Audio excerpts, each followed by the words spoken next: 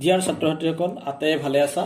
মই তোমালোকক আগৰ ভিডিঅ'টোত জীৱৰ বিচিত্ৰতা পাঠ্যৰ এটা অংশ আলোচনা কৰিছিলোঁ। আজি মই তোমালোকক এই পাঠ্যৰে বাকী অংশখিনি ভিডিঅ' যোগে আলোচনা কৰিব খুজিছোঁ। তোমালোকে আটায়ে ভিডিঅ'টো চাবা।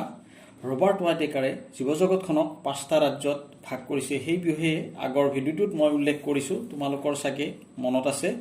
এতিয়া মই উদ্ভিদ আৰু প্ৰাণী ৰাজ্যৰ আৰু বিভিন্ন ভাগবিলাক আছে, সেইবোৰৰ বিষয়ে আলোচনা কৰিম।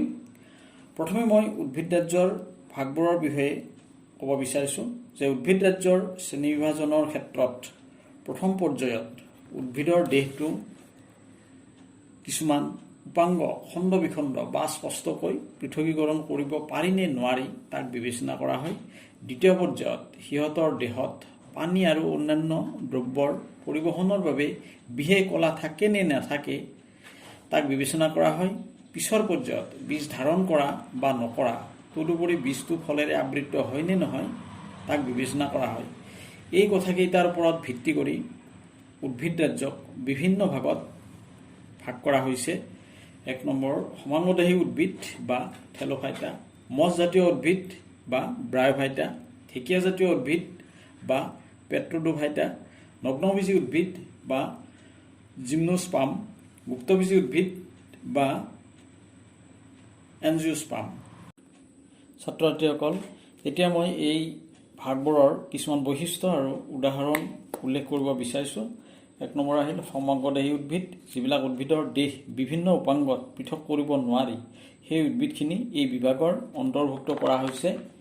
এই বিভাগৰ উদ্ভিদখিনিক সাধাৰণতে শেলাই বুলি কোৱা হয়। এই উদ্ভিদখিনি প্ৰধানকৈ জলজ। এইবোৰৰ উদাহৰণ হ'ল সৰ্পিল শেলাই বা স্পাইৰগাইৰা, ক্লেডোফৰা আৰু কাৰা। 2 নম্বৰ আহিল মছজাতীয় উদ্ভিদ। এই উদ্ভিদখিনিক উভয়চৰ বুলি আখ্যা দিয়া হয়। সাধাৰণতে এই শ্ৰেণীৰ উদ্ভিদৰ দেহটো কাণ্ড আৰু পাতৰ দৰে কিছুমান উপাংগত পৃথক কৰিব পাৰি, কিন্তু এইখিনি উদ্ভিদৰ দেহত পানী আৰু খনিজ দ্ৰব্য দেহৰ এঠাইৰ পৰা আন ঠাইলৈ পৰিবহণৰ বাবে বিশেষ কলা নাথাকে। উদাহৰণবোৰ হ'ল ফিউনেৰিয়া, মাৰ্কেনচিয়া, ৰিক্সিয়া আদি। 3 নম্বৰ ঢেকীয়াজাতীয় উদ্ভিদ। এই বিভাগৰ উদ্ভিদখিনিৰ দেহ শিপা, কাণ্ড আৰু পাতৰ দৰে কিছুমান উপাংগলৈ পৃথকীকৰণ কৰিব পাৰি আৰু দেহৰ এঠাইৰ পৰা আন ঠাইলৈ পানী বা আন খনিজ দ্ৰব্য পৰিবহণৰ বাবে বিশেষ ধৰণৰ এবিধ কলা থাকে। ইহঁতৰ কিছুমান উদাহৰণ হ'ল পানী টেঙেচি, ঢেকীয়া, ইকুইজিটাম আদি। 4 নম্বৰ নগ্নবীজী উদ্ভিদ। নগ্নবীজ শব্দটোৰ গ্ৰীক ভাষাৰ পৰা উৎপত্তি হৈছে। গ্ৰীক ভাষাৰ জিমনৰ অৰ্থ হ'ল নগ্ন আৰু স্পাৰ্মাৰ অৰ্থ হ'ল বীজ। এই বিভাগৰ অন্তৰ্গত উদ্ভিদখিনি নগ্নবীজ ধাৰণ কৰে আৰু সাধাৰণতে উদ্ভিদবিলাক বহুবৰ্ষজীৱী, চিৰসেউজীয়া আৰু কাষ্ঠল হয়। উদাহৰণ হ'ল সৰল গছ, ডিউডাৰু, চাইকাছ আদি। 5 নম্বৰ গুপ্তবীজী উদ্ভিদ। গুপ্তবীজী শব্দটো গ্ৰীক ভাষাৰ পৰা উৎপত্তি হৈছে। গ্ৰীক ভাষাৰ এনজিঅ'ৰ অৰ্থ হ'ল আবৃত আৰু স্পাৰ্মাৰ অৰ্থ হ'ল বীজ। এই বিভাগৰ অন্তৰ্গত উদ্ভিদৰ বীজবিলাক পিছৰ পৰ্যায়ত ফললৈ ৰূপান্তৰিত হয় আৰু এটা অংগৰ ভিতৰত আবৃত হৈ থাকে। এই উদ্ভিদখিনি সপুষ্পক উদ্ভিদ বুলিও কোৱা হয়। এই উদ্ভিদখিনিক ভ্ৰূণটোত বীজপত্ৰ নামৰ এটি অংশ থাকে। বীজপত্ৰ বুলি এইকাৰণে কোৱা হয় যে বীজ এটা অংকুৰিত হ'লে বীজটোৰ পত্ৰখন সেউজীয়া হৈ পৰে আৰু সেইদৰে বীজপত্ৰ একোখন এজোপা পূৰ্ণাংগ উদ্ভিদৰ পূৰ্বৰ অৱস্থাৰ প্ৰতিনিধিত্ব কৰে। গুপ্তবীজী উদ্ভিদৰ ভ্ৰূণত থকা বীজপত্ৰৰ সংখ্যাৰ ওপৰত ভিত্তি কৰি ইহঁতক পুনৰ 2টা ভাগত ভাগ কৰা হৈছে। যিবিলাক উদ্ভিদৰ বীজপত্ৰৰ সংখ্যা 1খন, সেইবিলাক উদ্ভিদক একবীজপত্ৰী উদ্ভিদ, আৰু যিবিলাক উদ্ভিদৰ বীজপত্ৰৰ সংখ্যা 2খন, সেইবিলাক দ্বিবীজপত্ৰী উদ্ভিদ বুলি কোৱা হয়। আমি এটা কাৰ্যকলাপৰ সহায়ত একবীজপত্ৰী উদ্ভিদ আৰু দ্বিবীজপত্ৰী উদ্ভিদ চিনাক্ত কৰিব পাৰোঁ। যেনে ধৰা মগুমাহ, ঘেঁহু, গোমধান, মটৰমাহ, তেতেলী, ধান আদি বীজবোৰ পানীত যদি আমি তিয়াই ৰাখোঁ, এদিনৰ পিছত চালে সেই বীজবোৰ উফন্দি বা ফুলি উঠিব। এতিয়া বীজবোৰ এটা এটাকৈ আঙুলিৰে আমি পিটিকি চালে তাৰে কিছুমানৰ বীজ প্ৰায় সমানে দুভাগ হৈ পৰিব। এইবোৰৰ বীজক দ্বিবীজপত্ৰী উদ্ভিদ বুলি কোৱা হয়। আকৌ যিবোৰ বীজ সমানে দুভাগ নহয় সেইবোৰক কোৱা হয় একবীজপত্ৰী উদ্ভিদ। ছাত্ৰ ছাত্ৰীসকল, তোমালোকে উদ্ভিদৰাজ্যৰ বিভিন্ন ভাগৰ উদাহৰণবোৰৰ বিষয়ে জানিলা। এতিয়া আকৌ মই প্ৰাণী জগতৰ বিভিন্ন ভাগবোৰৰ বিষয়ে আলোচনা কৰিম।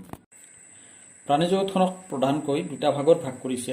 ভাগ দুটা হ'ল 1 নম্বৰ মেৰুদণ্ডী প্ৰাণী, 2 নম্বৰ অমেৰুদণ্ডী প্ৰাণী। অমেৰুদণ্ডী প্ৰাণীবোৰক আকৌ 8টা ভাগত ভাগ কৰিছে।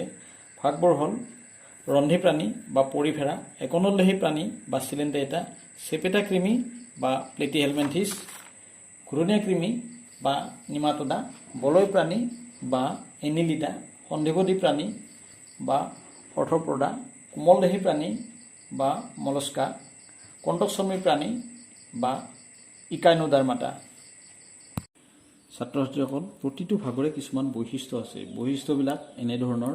1 নম্বৰ ৰন্ধী প্ৰাণী বা পৰিফেৰা। পৰিফেৰা শব্দৰ অৰ্থ হ'ল ৰন্ধ্ৰযুক্ত প্ৰাণী, অৰ্থাৎ ইহঁতৰ দেহ অসংখ্য ৰন্ধ্ৰযুক্ত। এইবোৰ প্ৰাণীয়ে চলাচল কৰিব নোৱাৰে।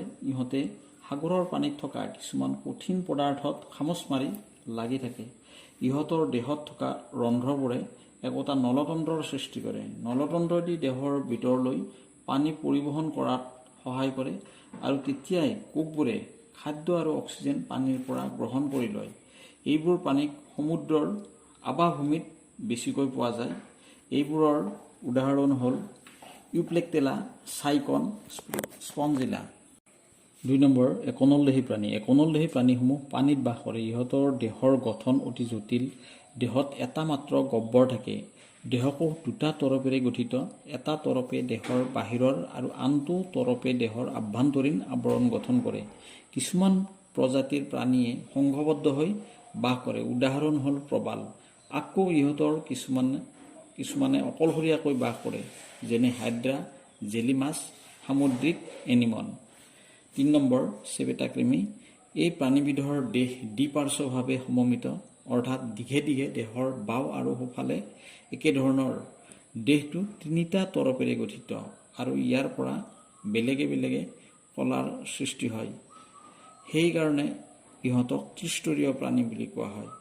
এইবোৰ প্ৰাণীৰ উদাহৰণ হ'ল যকৃত কৃমি, প্লেনেৰিয়া, ফিটা কৃমি আদি। 4 নম্বৰ ঘূৰণীয়া কৃমি। এইবিধ প্ৰাণীৰ দেহ দ্বিপাৰ্শ্বভাৱে সমমিত আৰু ত্ৰিস্তৰীয়, কিন্তু চেপেটা নহয়। ইহঁতৰ দেহ চুঙাকৃতিৰ। সিহঁতৰ দেহত কলা পোৱা যায়। ঘূৰণীয়া কৃমিবোৰ ৰোগ সৃষ্টিকাৰী পৰজীৱী প্ৰাণী হিচাপে বিশেষভাৱে পৰিচিত। এইবোৰ উদাহৰণ হ'ল ঘূৰণীয়া কৃমি, ফাইলেৰিয়া, পেলু আদি। 5 নম্বৰ বলয় প্ৰাণী। এই প্ৰাণীৰ দেহ দ্বিপাৰ্শ্বভাৱে সমমিত আৰু ত্ৰিস্তৰীয়। ইহঁতৰ দেহত প্ৰকৃত দেহগহ্বৰ বা দেহগুহা পোৱা যায়। ইয়াৰ আভ্যন্তৰীণ প্ৰকৃত অংগ প্ৰত্যংগসমূহ সুসংগঠিত হৈ থাকে। ইহঁতৰ দেহসমূহৰ পৰা পুচ্ছাংশলৈকে বহু খণ্ডত বিভক্ত। এইবোৰ প্ৰাণী বিভিন্ন আৱাভূমিত বাস কৰে। কিছুমানে পানীত আৰু কিছুমানে স্থলত বাস কৰে। উদাহৰণবোৰ হ'ল নেৰিছ, কেঁচু, জোক আদি। 6 নম্বৰ সন্ধিপদী প্ৰাণী। সন্ধিপদী পৰ্বৰ প্ৰাণীসমূহেই আটাইতকৈ ডাঙৰ গোষ্ঠীৰ। এই প্ৰাণীসমূহৰ দেহ দ্বিপাৰ্শ্বভাৱে সমমিত আৰু খণ্ডযুক্ত। ইহঁতৰ পৰিবহণ তন্ত্ৰ মুক্ত প্ৰকৃতিৰ, সেয়েহে তেজ ৰক্তনলিকাইদি প্ৰবাহিত হ'ব নোৱাৰে। দেহগহ্বৰ তেজেৰে পূৰ্ণ হৈ থাকে। এই প্ৰাণীবোৰৰ ঠেং সন্ধিযুক্ত। এইবোৰ প্ৰাণীৰ উদাহৰণ হ'ল মিছামাছ, পখিলা, মাখি, মকৰা, বৃশ্চিক, কেঁকোৰা আদি। 7 নম্বৰ কোমলদেহী প্ৰাণী। এই গোষ্ঠীৰ প্ৰাণীসমূহৰ দেহ দ্বিপাৰ্শ্বভাৱে সমমিত। ইহঁতৰ দেহগহ্বৰ সংকুচিত। এই গোষ্ঠীৰ প্ৰাণীৰ দেহ কম খণ্ডযুক্ত। ইহঁতৰ মুক্ত পৰিবহণ তন্ত্ৰ থাকে আৰু বৃক্কসদৃশ অংগৰ দ্বাৰা ৰেচন প্ৰক্ৰিয়া সম্পন্ন কৰে। চলনৰ বাবে এই প্ৰাণীসমূহৰ দেহপথ থাকে। উদাহৰণ হ'ল শামুক, কাইটন, অক্টোপাছ, ইউনিয় আদি। 8 নম্বৰ কণ্টকচৰ্মী প্ৰাণী। এই প্ৰাণীসমূহৰ দেহ আৱৰণখন কাঁইটেৰে আবৃত। এই প্ৰাণীসমূহৰ সকলোবিলাকেই সম্পূৰ্ণ সাগৰীয় আৰু মুক্তভাৱে বিচৰণ কৰি থাকে। ইহঁতৰ দেহ ত্ৰিস্তৰীয় আৰু দেহগহ্বৰযুক্ত। প্ৰাণীসমূহৰ দেহত বিশেষ ধৰণৰ জলসংবহন নলিকা তন্ত্ৰ থাকে। এই তন্ত্ৰৰ সহায়ত পৰিৱেশৰ বিভিন্ন ঠাইত প্ৰাণীসমূহে ঘূৰি ফুৰিব পাৰে। দেহৰ টান চূণজাতীয় কঠিন পদাৰ্থৰ দ্বাৰা নিৰ্মিত এটা কংকাল থাকে। এইবিলাকৰ উদাহৰণ হ'ল তৰা মাছ, সামুদ্ৰিক আৰ্চিন আদি। মেৰুদণ্ডী প্ৰাণীসমূহক আকৌ 5টা শ্ৰেণীত ভাগ কৰা হৈছে। সেইবোৰ হ'ল 1 নম্বৰ মৎস্য বা পেইচিজ, 2 নম্বৰ উভয়চৰ বা এম্ফিবিয়া, 3 নম্বৰ সৰীসৃপ বা ৰেপটাইল, 4 নম্বৰ পক্ষী বা এপছ, 5 নম্বৰ স্তন্যপায়ী প্ৰাণী বা মেমেলিয়া। এই ভাগবোৰৰ কিছুমান বৈশিষ্ট্য আছে। সেইবোৰ হ'ল 1 নম্বৰ মৎস্য। আটাইবোৰ মাছৰ প্ৰজাতিক এই শ্ৰেণীৰ অন্তৰ্ভুক্ত কৰা হৈছে। সকলোবিলাক মাছেই জলচৰ। ইহঁতৰ দেহ আৱৰণ বাকলিৰে আবৃত হৈ থাকে। ইহঁতে ফুলৰ সহায়ত পানীৰ পৰা অক্সিজেন গ্ৰহণ কৰি শ্বাসক্ৰিয়া সম্পন্ন কৰে। 2 নম্বৰ উভয়চৰ। এই প্ৰাণীসমূহ ছালত বাকলি নাথাকে, কিন্তু ইয়াত শ্লেষ্মা গ্ৰন্থি থাকে। ইহঁতৰ হৃদযন্ত্ৰটো 3টা কোঠালিযুক্ত। এই শ্ৰেণীৰ প্ৰাণীসমূহে জলক্লোম নতুবা হাঁওফাঁওৰ সহায়ত উশাহ নিশাহ লয়। ইহঁতে কণী পাৰে। এই প্ৰাণীবোৰৰ জল আৰু স্থলত 2টা পৰিৱেশতে পোৱা যায়। এইবোৰৰ উদাহৰণ হ'ল ভেকুলী, চুক ভেকুলী, চালামাণ্ডাৰ, হাইলা আদি। 3 নম্বৰ সৰীসৃপ। এই শ্ৰেণীৰ প্ৰাণীসমূহ শীতল ৰক্তী। ইহঁতৰ দেহ আৱৰণত বাকলি থাকে। শ্বাস প্ৰশ্বাস হাঁওফাঁওৰ সহায়ত লয়। বেছি সংখ্যক প্ৰাণীৰ হৃদযন্ত্ৰটো 3টা কোঠালিযুক্ত, কিন্তু ঘঁৰিয়ালৰ 4টা কোঠালিযুক্ত। ইহঁতে কণী পাৰে। এইবোৰ প্ৰাণীৰ উদাহৰণ হ'ল সাপ, কাছ, জেঠী, গুইসাপ, ঘঁৰিয়াল আদি। 4 নম্বৰ পক্ষী। পক্ষী শ্ৰেণীৰ প্ৰাণীবোৰ উষ্ণৰক্তী। ইহঁতৰ হৃদযন্ত্ৰটো 4টা কোঠালিত বিভক্ত। ইহঁতে কণী পাৰে। ইহঁতৰ দেহত বহিঃ আৱৰণ পাখিৰে আবৃত। আগঠেং দুখন ডেউকালৈ ৰূপান্তৰিত হয় যাতে ইহঁতে উৰিব পাৰে। ইহঁতে হাঁওফাঁওৰ সহায়ত উশাহ নিশাহ লয়। উদাহৰণ হ'ল সকলো প্ৰকাৰৰ চৰাই। 5 নম্বৰ স্তন্যপায়ী প্ৰাণী। স্তন্যপায়ী প্ৰাণীসমূহ উষ্ণৰক্তী। ইহঁতৰ হৃদযন্ত্ৰটো 4টা কোঠালিযুক্ত। এই শ্ৰেণীৰ স্ত্ৰী প্ৰাণীসমূহে দেহত স্তন গ্ৰন্থি থাকে। পোৱালীসমূহক পুষ্টি যোগান ধৰিবৰ কাৰণে গ্ৰন্থিসমূহে গাখীৰ উৎপাদন কৰে। কেইবিধমান স্তন্যপায়ী প্ৰাণীৰ বাদে সকলো প্ৰাণীয়ে পোৱালী জন্ম দিয়ে। কিছুমান প্ৰাণী যেনে প্লেটিপাছ আৰু একিডিনা আদিয়ে কণী পাৰে। কাংগাৰু জাতীয় প্ৰাণীসমূহে অপৰিপক্ক পোৱালী জন্ম দিয়ে। এইবোৰৰ উদাহৰণ হ'ল মানুহ, গৰু, মেকুৰী, এন্দুৰ, বাদুলি, তিমি মাছ আদি। ছাত্ৰ ছাত্ৰীসকল, ভিডিঅ'টো চাই নিশ্চয় বুজি পাইছা। এতিয়া তোমালোকে অনুশীলনীৰ প্ৰশ্নৰ উত্তৰবোৰ কৰাৰ কাৰণে চেষ্টা কৰিবা। আজিলৈ সামৰিছোঁ। ধন্যবাদ।